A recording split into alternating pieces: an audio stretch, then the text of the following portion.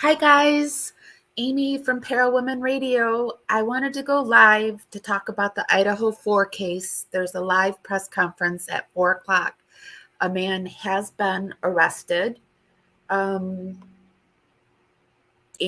we are waiting for the Moscow police to do their live to tell us who it is. His name is actually Bryan. Let me see. I had it written down. Let me see. Bryan Kohberger? How do you say his name? Bryan Christopher Kohberger. He's 28 years old. He was arrested in Pennsylvania, Scranton, Pennsylvania. He goes to Washington State University, Pullman, and there is believed that there may be two other suspects, Dylan White and Jason Outbridge, I think is the name. There was a Reddit page also that showed that this Bryan, he is a avid gun fan. So I'm going to go ahead and short for Bryan Kohberger. Asked if anyone else has been arrested. So look, I don't know if I'm saying his name right either.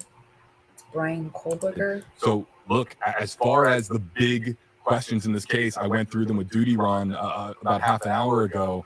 I'm going to just kind of quickly go through them, Jennifer, and you can add any. How confident are they that they have the person responsible for the quadruple homicide? What is the motive? Do they have a motive? Has anyone been following the case other than me? I hope my internet this doesn't time lag. What was the break in the case as far as evidence? Are there multiple suspects? And what is justice? What is and are there more than one? For is there the more victims' than one families? Those are some of the key questions, of course, that are going to be asked. But more specifically, I think we might hear questions about the white Hyundai Elantra. What else do you anticipate hearing about? The Hyundai Elantra. I hope we hear more about that. Well, first of all, I do want to say I have heard they're opening up this to I did hear that exactly parallels what they did when Elantra was parked in the driveway. In this case, when the arrest happened. They had a news conference. They let the Argonaut and local individual journalists from Moscow ask questions first. So I find it interesting they're paralleling how they held their first press conference. Secondarily, in regard to a lot of those questions, I think they're very confident. Obviously, they have probable cause that a judge has signed off on. So we know that definitely. I think they're very confident. Already, just in the sleuth community, we've made a lot of links to this individual.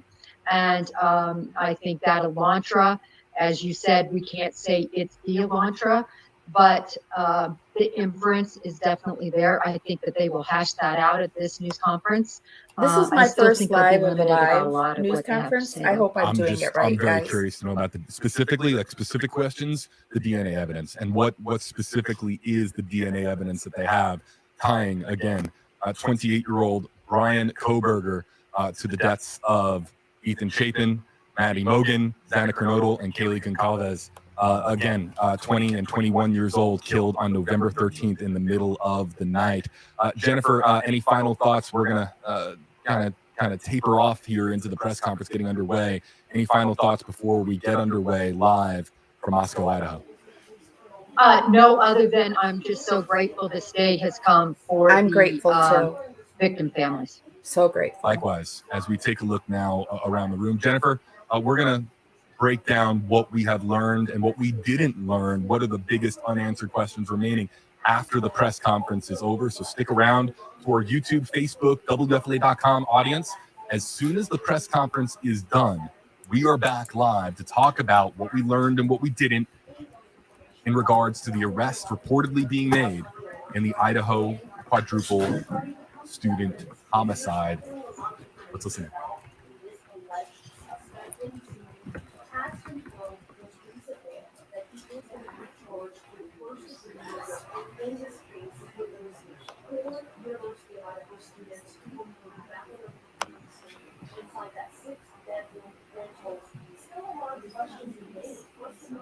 They're getting ready to go live.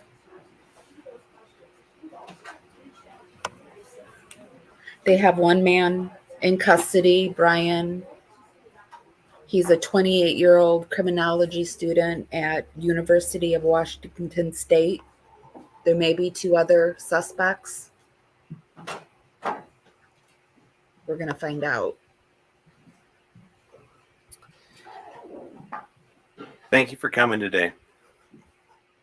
Last night, in conjunction with the Pennsylvania State Police, Federal Bureau of Investigation, detectives arrested 28-year-old Bryan Christopher Kohberger in Albrightsville, Pennsylvania, on a warrant for murder of Ethan, Xana, Madison, and Kaylee. I want to personally thank these agencies for their assistance in this case. Kohberger resides in Pullman, Washington, and is a graduate student at Washington State University. We will provide as much information as we can about the extradition to Idaho and the criminal process. However, due to Idaho state law, we are limited in what information we can release today until Kohberger has his initial appearance in Idaho court. I want to express my appreciation to our local community, people of Idaho, and those throughout our nation who provided information to help us investigate these murders has been very impressive. We've received over 19,000 tips, and we've conducted over 300 interviews. To recap this case, on the evening of November 12th, Kaylee and Madison arrived home at about 1:56 a.m. after visiting a local bar and street food vendor. Ethan and Xana were at the Sigma Chi house before arriving home around 1:45 a.m. The 2 surviving roommates had also been in the community but returned around 1 a.m. On the morning of November 13th, a 911 call was made at 11:58 a.m. reporting an unconscious person at the residence. The call came from inside the home from one of the surviving roommates' cell phones.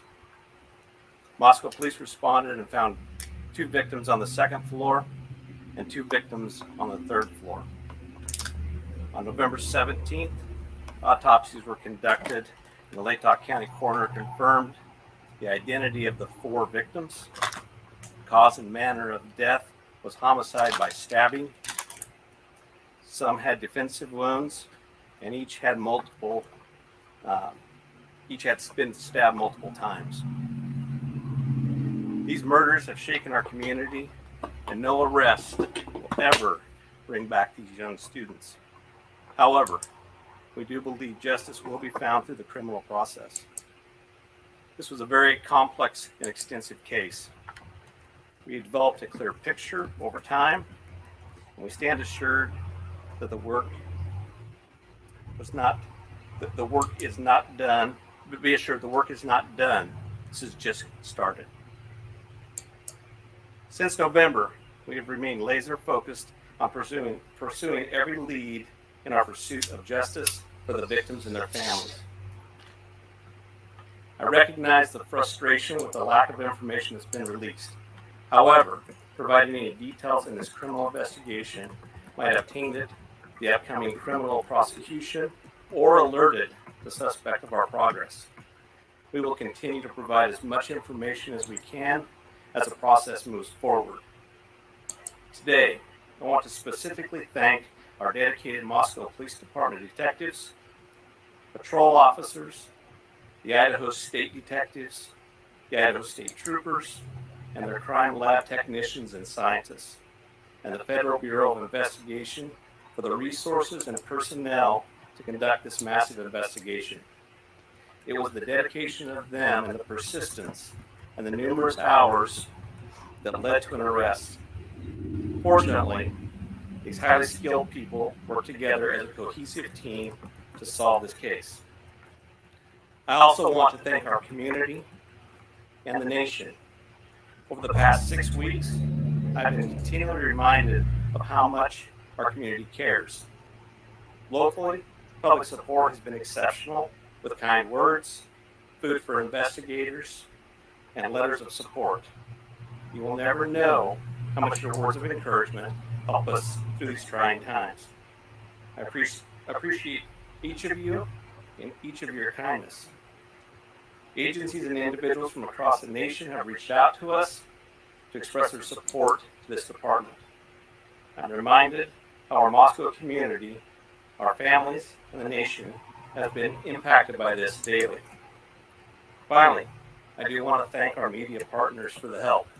You kept this in the news. You helped us with tips. You kept things going, and we truly appreciate that. And you are the product of those 19,000 tips that we received, which is an impressive number. I would like to invite Bill Thompson, the county prosecutor, up at this time.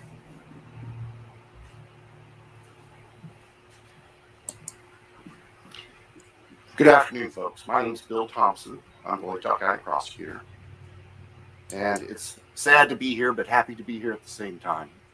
As Chief Fry indicated, a criminal complaint was filed yesterday here in Lake County, charging the defendant, Mr. Kohberger, with 4 counts of first-degree murder, in addition to felony burglary, which involves entering the residence with the intent to commit the crime of murder. Mr. Kohberger, let me preface, there's a pending case now in court, and I and my office and the investigators have to live with the restrictions that our Supreme Court places on pretrial publicity. That said, I promise you we will share with you through the court process or otherwise whatever we are allowed to. I just appreciate your patience on that. The factual basis for the charges are summarized in what's called a probable cause affidavit that is on file with the court. According to the rules of the Idaho Supreme Court, that is sealed until Mr. Kohberger is physically back in Lake County and has been served with the Idaho arrest warrant. At that time, we expect that that affidavit will be available to you so you can share the true facts with all of your readers and your watchers and your listeners and all of the people who are interested and really need to know what's going on. So please have patience with us on that. We hope to get that to you as soon as we can. As far as Mr. Kohberger, I can share with you that he is a graduate student at Washington State University and has an apartment residence over at Pullman. He has had an initial appearance in front of a judge in Pennsylvania. He is being held without bond, and the warrant from our magistrate judge here also provides for no bond. We understand that he's scheduled to be back in court in Pennsylvania next Tuesday afternoon, and that a public defender has been appointed for him there. The process at this point is, since he was arrested in another state, he has the opportunity to either waive extradition and return voluntarily to the state of Idaho, or if he prefers not to waive extradition, then we will initiate extradition proceedings through our governor's office. If we do that, it can take a while for him to get here. So again, I'm asking for your patience and understand that's just the way the system works. Once he gets here, he'll have an initial appearance with our magistrate. They'll deal with issues such as making sure competent counsel is representing him, and the case will be scheduled for further hearings. Your primary source of factual information is going to be the court record, because that's what the Supreme Court says we need to refer you to. So please pay attention to what's going on in court and have people there to watch and hear what's being said. As an attorney, myself and my office, we are limited on what we are allowed by the courts to say outside of the courtroom. So please just work with us. Finally, as the chief indicated, this is not the end of this investigation. In fact, this is a new beginning. You all now know the name of the person who has been charged with these offenses. Please get that information out there. Please ask the public, anyone who knows about this individual, to come forward, call the tip line, report anything you know about him to help the investigators and eventually our office and the court system understand fully everything there is to know about not only the individual, but what happened and why. Next, I'll introduce Colonel Ked Wells from the Idaho State Police. Thank you. Well, good afternoon. My name is Kedrick Wills. I serve as a director of the Idaho State Police and certainly want to express our appreciation for your attendance here today. These tragic murders took 4 young, vibrant lives from our community. Nothing we do can bring them back. The only thing that we can do in law enforcement to honor their memories that we know of is to bring this to a successful conclusion. This has been a very difficult time for the families, the university, the community, and the state of Idaho. However, it is also proven that communities come together in tough times. Certainly appreciate the support of the local community and our national audience that has been following us as our investigators have worked through this case. I'm thankful also to you, the media partners, who have helped keep this case in the forefront that generates the tips and continues what we hope will continue to generate information that will help us to a conclusion of this proceeding. I'd like to express our appreciation on behalf of the Idaho State Police to Chief Fry, his leadership, and the entire Moscow Police Department for the way that they handled this from the very beginning. He directed the right people to the right positions that led us to this conclusion today. I've had the utmost confidence in this investigation and in Chief Fry, as well as in Mr. Bill Thompson and the Latah County Prosecutor's Office, who've been a great partner throughout this. Nothing has deterred the commitment of the investigators who've worked on this case, regardless of the organization they represent. It's been very trying and very difficult, as you know, that it has been on those investigators as they do the tedious work that they're so good at doing. The partnerships is what's led here as well. The partnerships between Moscow Police Department, I'd like to express our appreciation with the Federal Bureau of Investigation, specifically the Special Agent in charge out of the Salt Lake City Division, Dennis Rice, and also the work that happened in the last 24 hours in Pennsylvania with the arrest with the Pennsylvania State Police and Colonel Evanchik with the Pennsylvania State Police. We appreciate what they've done across the nation to help us as well. As Bill shared, this investigation is far from over.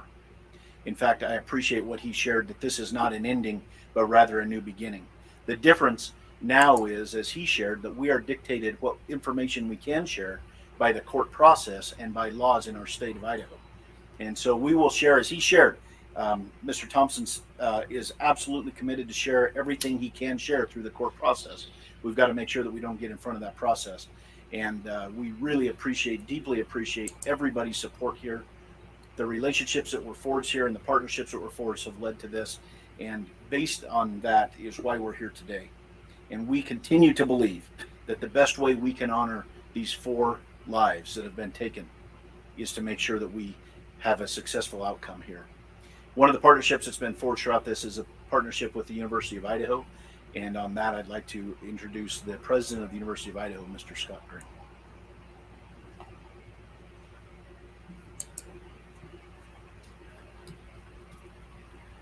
Thank you. Good afternoon. Scott Green, President of the University of Idaho.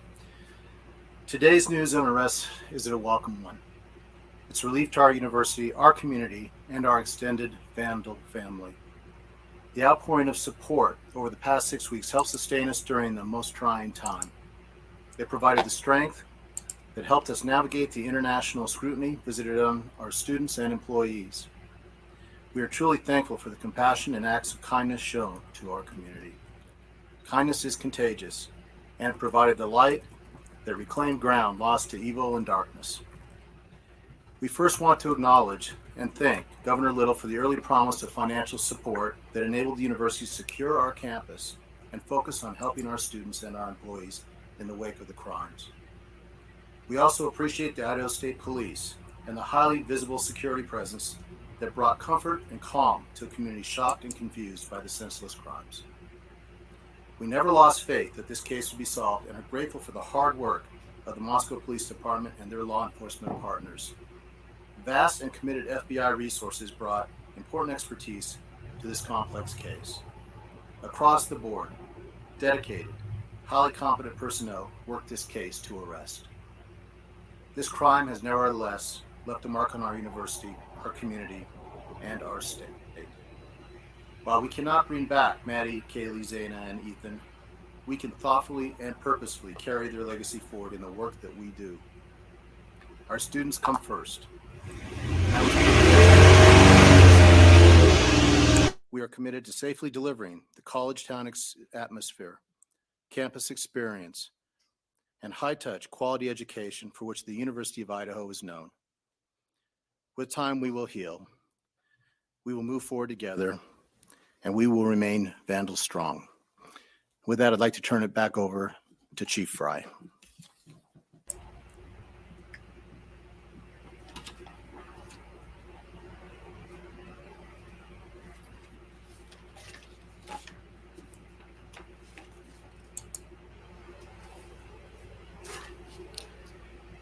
So now we will open the floor to questions. However, I want to remind everyone, as Prosecutor Bill Thompson explained, any factual information regarding the arrest of Kohberger is currently sealed per Idaho law and will not be released until he has appeared in an Idaho court. Please formulate your questions accordingly. I recognize there are a lot of questions, and I will try to answer as many of them as I can.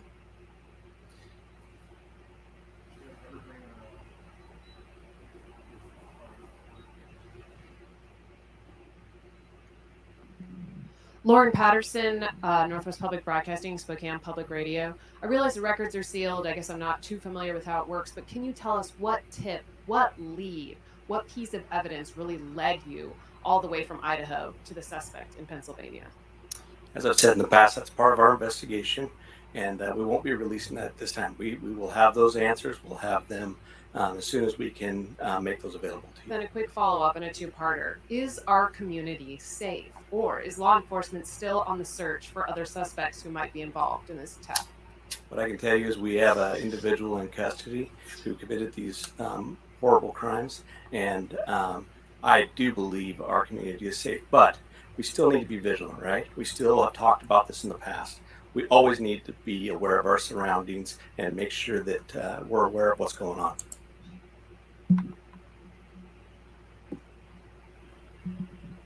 Hi, Chief. How soon into the investigation did police and law enforcement begin to spot Mr. Kohberger as a potential suspect? And a follow-up, how many tips, if you can say, were specifically related to Mr. Kohberger? To the tip part, honestly, I can't answer that question, so I'm not even going to speculate on that. On the other part, that's part of our investigation, and it will come out. I'd like the mic to please come right over here. Thank you. Dana Griffin with NBC News. Can you confirm that Kohberger asked whether or not anyone else had been arrested when he was in custody? I cannot confirm that, or I'm not sure of that information, but that would still be a part of our investigation. Did CODIS initially return any hits on this guy? That's still part of our investigation. That will come out. If we could get somebody over here, please. And then one final question. Is there any message to the online sleuths who slandered and harassed people who they believed were responsible?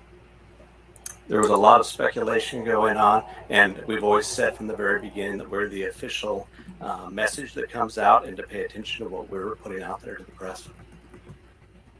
I'm Nancy Liu with News Nation, and we were over at the house this morning, and you told us that the remediation would begin today. It was suddenly stopped. Can you tell us why? Yes. The house cleanup has been halted, and that came by a legal request from the court. Christina Corbin, Fox News. Chief, have you identified a motive? That's part of the investigation, and that will come out as we continue the investigation. But what we still ask is for people to continually send us things in the tip line. We are still looking for more information. We're still trying to build that picture, just like we have stated all along. We're putting all the pieces together, and that will help.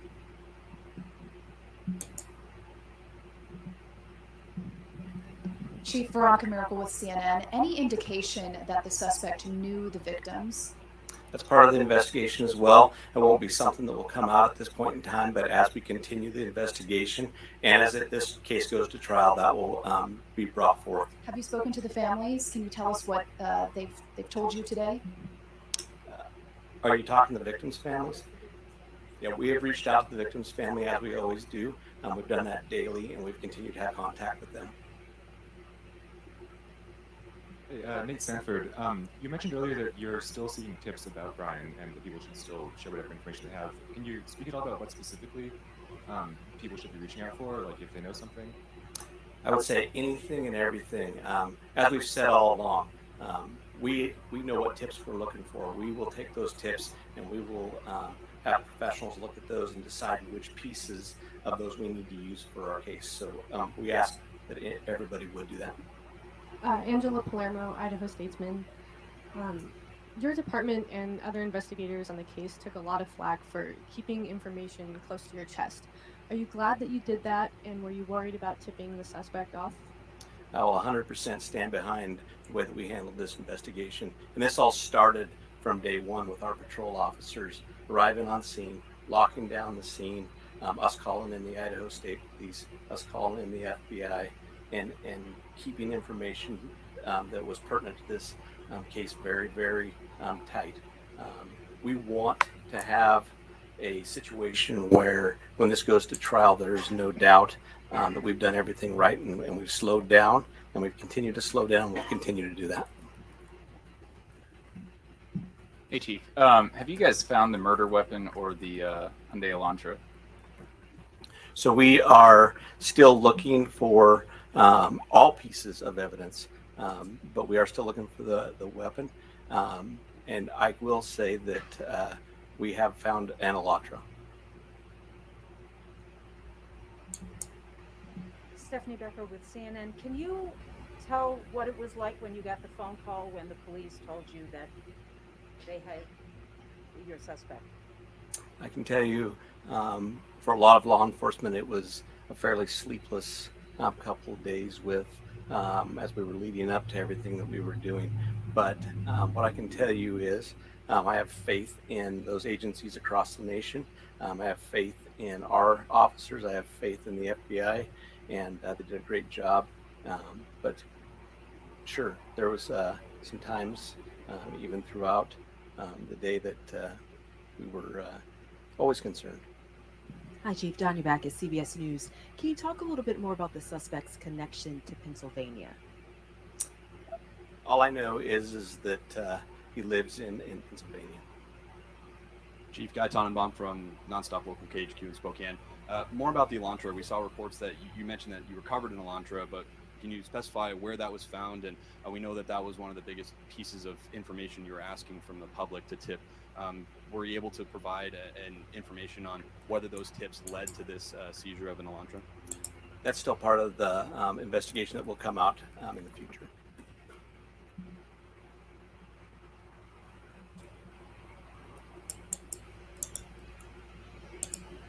Chief, Glenn Mosley, Idaho Public Radio here in Moscow. The additional police presence in town and on campus, semester's coming. Is that going to continue? You will continue to see state troopers in the area. You know, we're talking to Latah County as well. You will see a presence of us that we're always have up on campus. We have assigned officers to that. So you will continue to see a law enforcement presence. I'm going to take two more questions.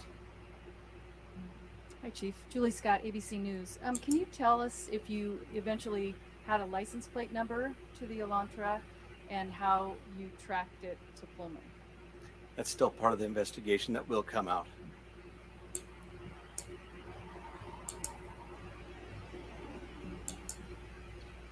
Chief, hi, Matt Lovelace with the Merle College of Communication. I want to ask about Mr. Kohberger as a graduate student at WSU. Are you aware of if he returned to campus after November 13th? And have you had any communication with departments on the WSU campus about his attendance? So some of that is going to be followed up as we continue our investigation. We'll be asking some of those questions, but that'll come out in the near future. So what I do want to do is I want to thank you all. You really have been the national voice for us. You've given us the opportunity to get many, many tips, and I do appreciate everything you've done, and we'll continue to look forward to working with you in the future on this. So I'd like to thank you for that, and thank you for your time.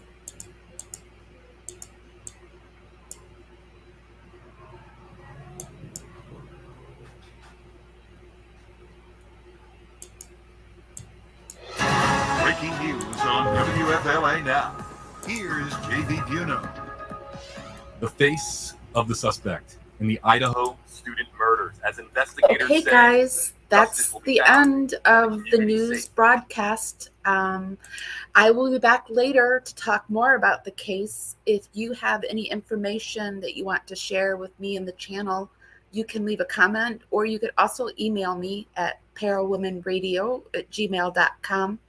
Tomorrow, Rose and I will be back with a Weird Watts Wednesday on Saturday. We're going to be doing Shanann Watts's when she was cooking the prime rib, I think it was, on Christmas or New Year's Eve. So I will talk to everybody later. Thanks for popping in and listening. Bye, guys.